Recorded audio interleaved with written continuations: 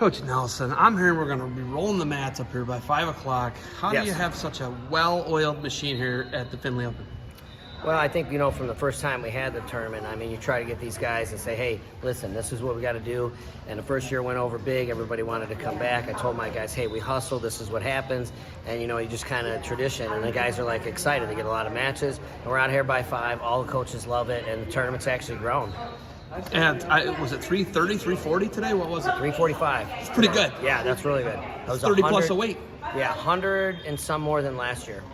How do you grow it, and how does it stay so? Well, I think, I reach out to coaches. I say, hey, here's a pretty good tournament. Look at it. There's a lot of Division II schools. There's a mix with unattached Division I's. You got a couple D3 schools. You got a couple junior college schools. It's a great mix, but it's a good tournament at the beginning of the year. And I think it's a good tournament before Thanksgiving break. So I just reach out to the coach and says, hey, I got this guy coming in, and Wisconsin Parkside. So now they're coming down, and that helped maybe draw somebody else from that never see these teams. What do you want the Roughnecks to get out of it? What do you want, whether they're red shirts, whatever they are, what do you want them to get out of this tournament so early, in the season? Well, I was happy, and I told our guys in our meeting, I said, hey, listen, you know what, first doesn't bother me, second, third, fourth, fifth, I don't want that. Matches is what I want. I hope they get to their 6 matches, and they have to stop, and they don't place. That doesn't bother me. So what we try to tell our guys is, hey, listen, you're about getting matches and getting better.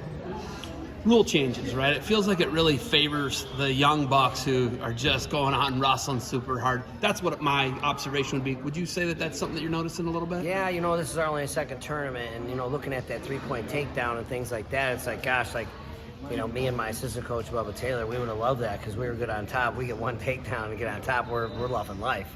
And but I agree, so the scoring is kind of weird.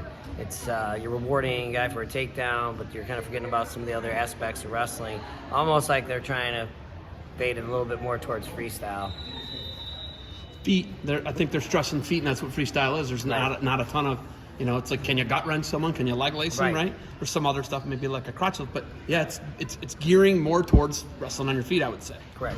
So how do you feel about, you guys so far? What do you feel like, this is such a long, grueling season. How do you feel like you guys can do going into Kansas this year?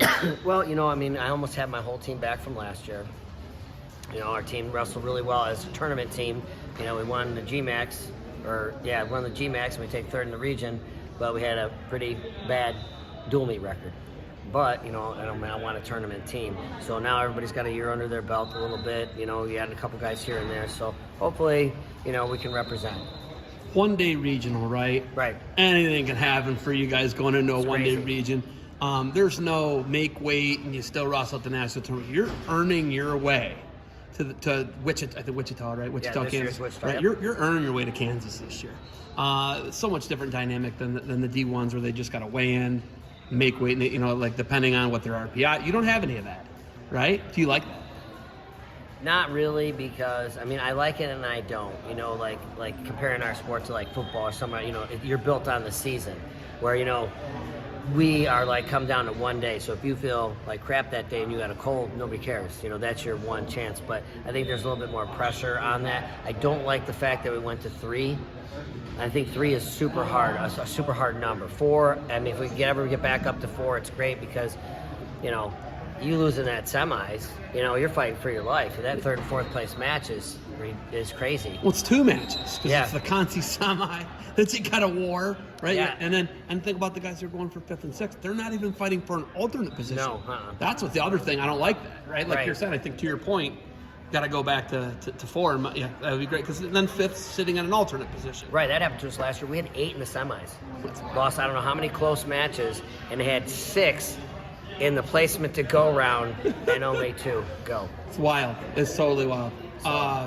We got some big quarters and semis coming up. Do you have anything else for me? Nope, just appreciate you here and supporting wrestling. Oh, last thing.